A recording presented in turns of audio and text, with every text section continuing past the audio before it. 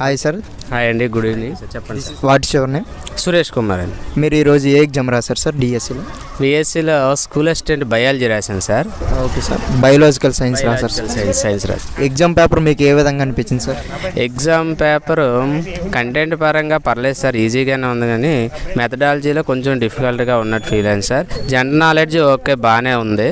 Psychology కూడా పర్లేదు, రాయగలరు, ఎవరైనా ప్రిపేర్ అయిన వాళ్ళు రాయగలరు సార్. కానీ మెథడాలజీలో కొంచెం డిఫికల్ట్గా ఫీల్ అవుతున్నాను. నేనైతే అలాగే ఫీల్ అవుతున్నాను సార్.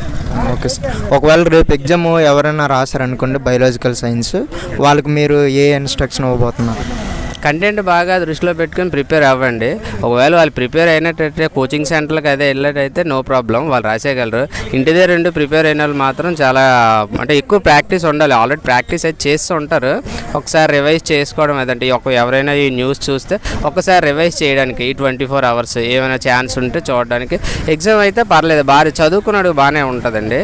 కాకపోతే కొంచెం మెథడాలజీలోని మాత్రం కొంచెం గ్రిప్ గట్టిగా పట్టుకున్నారు. Okay sir. టైం సరిపోతుంది సార్ మీరు ఎగ్జామ్కి? టైం సరిపోదండి. యాక్చువల్గా మాకున్నవి 160 bits, each bit half mark 80 marks.